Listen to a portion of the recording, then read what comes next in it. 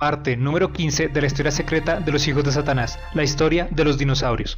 En aquellos días, los hijos de Satanás estaban jugando con la genética de los animales.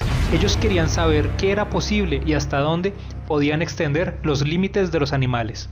Seleccionaron a unos cuantos de entre los reptiles y empezaron con un proceso de ensayo y error. Modificaban un gen por aquí y modificaban otro gen por allá. Tomaban anotaciones e iban observando las deformidades que surgían al torcer la estructura de la naturaleza. Les pareció divertido crear seres gigantes, pero los seres gigantes eran extremadamente deformes y sus cuerpos se atrofiaban y sus extremidades se lesionaban. Y estos seres gigantes luchaban con sus cuerpos porque no se podían desplazar de manera fluida. A veces estos seres gigantes intentaban ponerse de pie como los hombres, pero el equilibrio les fallaba y sus patas delanteras caían hacia adelante con fuerza y el piso temblaba por el peso. En ese entonces, estos reptiles gigantes eran tan deformes que solo contaban con 2 patas para movilizar todo su peso y eran tan desproporcionados que sus deformidades les dificultaban el movimiento. Y Satanás y sus hijos notaron estas imperfecciones y quisieron corregir esos cuerpos dañados, añadiéndoles un par de piernas extra, pero al intentar hacerlo, tuvieron fracasos en el proceso. Y crearon a un ser inútil y desproporcionado, cuyas patas delanteras eran ridículas y desproporcionadas e inútiles, y el pobre animal sufría porque se sentía impedido para usar de forma eficiente sus patas delanteras.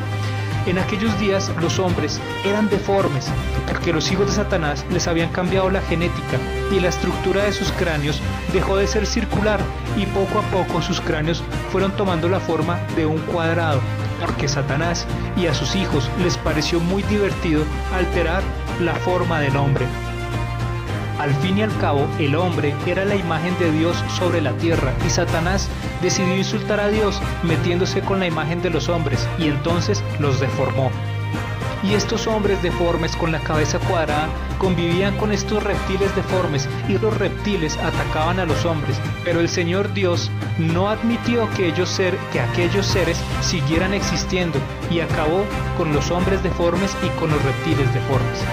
Pero los hombres siguieron los pasos de Satanás y los hombres encontraron los restos de aquellos gigantes y los hombres fantasearon en sus corazones con traer a la vida a esos antiguos seres y los hombres empezaron a jugar con la genética de tal forma que se propusieron traerlos de vuelta a la vida una vez más e intentaron ser discretos y no dejaron que los demás hombres del común se enteraran de sus actividades. Era el año 1944.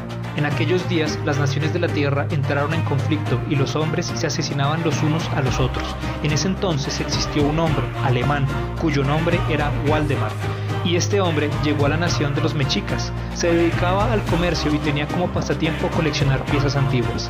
Un buen día, un trabajador mexicano, cuyo nombre era Odilon, encontró unas piezas mientras cavaba en el Cerro del Toro, y el alemán llamado Waldemar le dijo a Odilon que continuara excavando para ver qué sacaba de la tierra.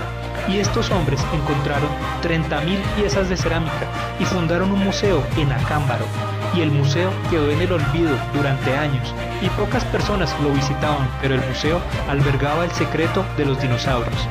Transcurrieron 89 años y era el año 2025 y nadie se imaginaba que un extranjero descifraría el misterio que se encontraba perdido entre cientos y cientos de cajas de cartón, porque el extranjero era apasionado por la arqueología y conocía la historia secreta de los hijos de Satanás, y por ese motivo el extranjero abrió bien sus ojos y se dispuso a buscar entre las miles de piezas hasta encontrar con alguna que correspondiera a los hijos de Satanás.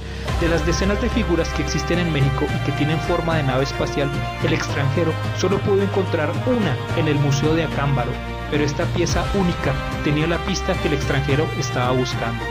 En esa pieza, con forma de nave espacial, estaba grabado el símbolo del ADN, y este grabado estuvo escondido durante 89 años, a pesar de estar a plena luz del día.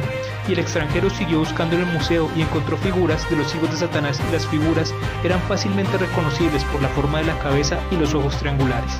Entonces el extranjero comprendió la verdad de los dinosaurios. Gracias por ver mi video.